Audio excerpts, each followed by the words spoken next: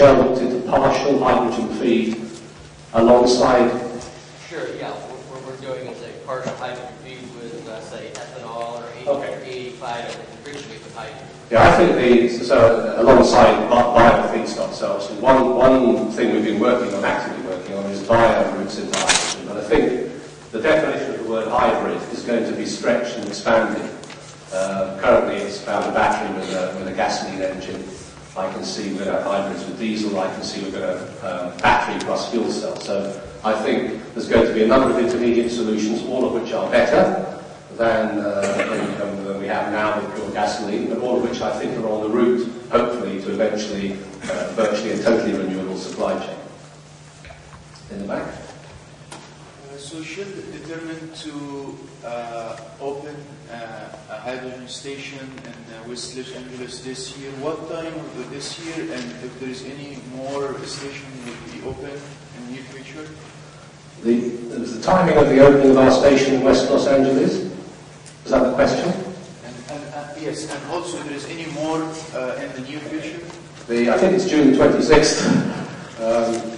June 25th or the 26th, the station in West Los Angeles. And we have two others that we are working on actively in Los Angeles, and another two up in New York. The point about the location of these stations is it's not the energy company's choice, it's where the auto companies or the bus companies want to put the vehicles.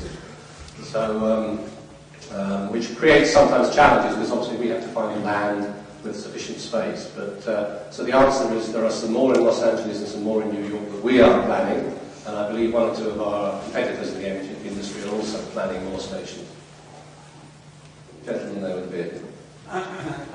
In the long term, does hydrogen promise better performance in terms of miles per kilo of CO2 emitted than alternative forms? We know, of course, that hydrogen has advantages in locally not emitting CO2 and other sorts of emissions. But in the long term, in that basic statistic, does it promise better performance? Okay, so the question was, does hydrogen in the long term provide better performance than anything else? The answer is it depends how you make it.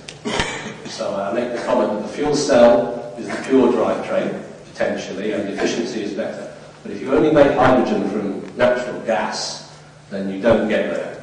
So you have to have a portfolio of energy pathways to production of hydrogen, which includes electrolyzers, can include geothermal, geothermal through electric, hydroelectric through electric, bio routes in there as well. So I think it's quite possible, and there was a chart I showed which had a sort of decades-long timeline. I think that because of energy security reasons, some countries will choose to only go partway on the clean to hydrogen route. They may say that for us it's actually better to stop here than go the whole way to renewables. So you might find some countries are doing better than others.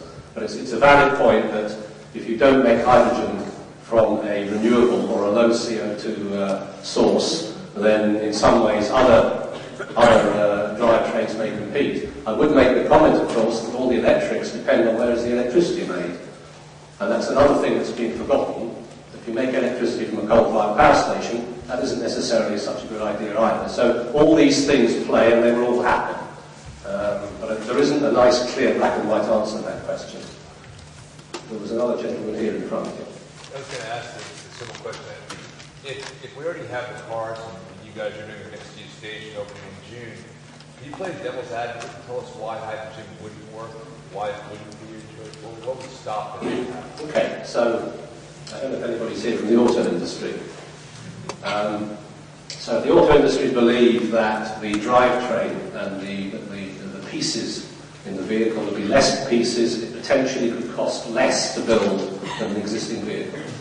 But they need to get some remaining technology challenges absolutely resolved, and that's around storage and around the weight and the capacity of the fuel cell stack. And they need to get mass production economics in there.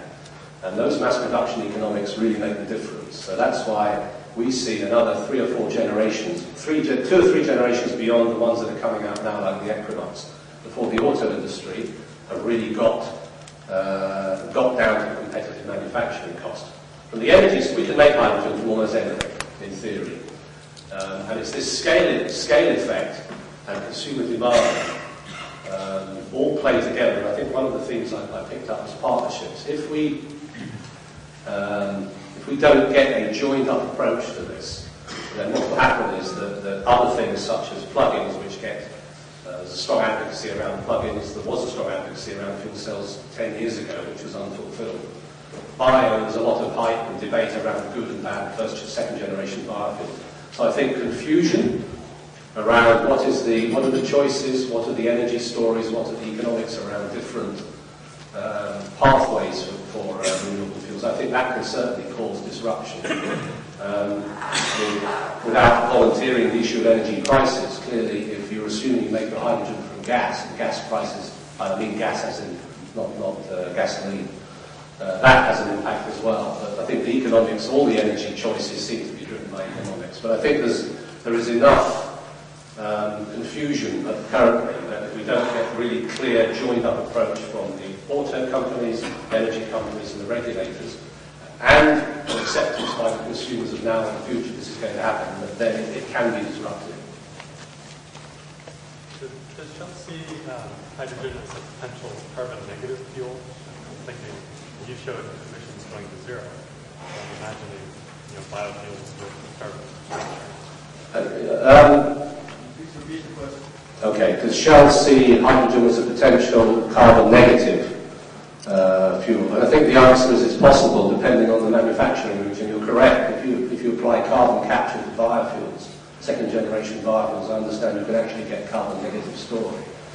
So you can see there's a lot of crossovers with biofuels, and one of the reasons why Shell put the two pieces together is because we realised that although of course biofuels is targeted towards a liquid existing liquid drivetrains, we actually think that the manufacturing processes of biofuels and hydrogen actually overlap, and actually there's a synergy between them. So you showed a slide with a hydrogen fueling station with an electrolyzer on site.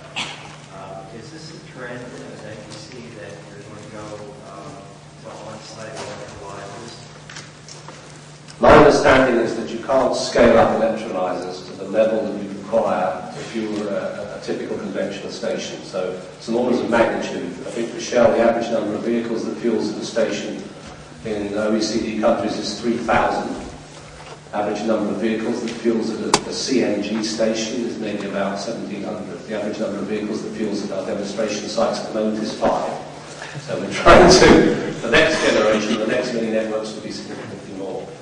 And my understanding is that the fuel required for a 2,000 vehicle station using existing electrolyzer technology is unlikely to, I can't see how that's going to happen.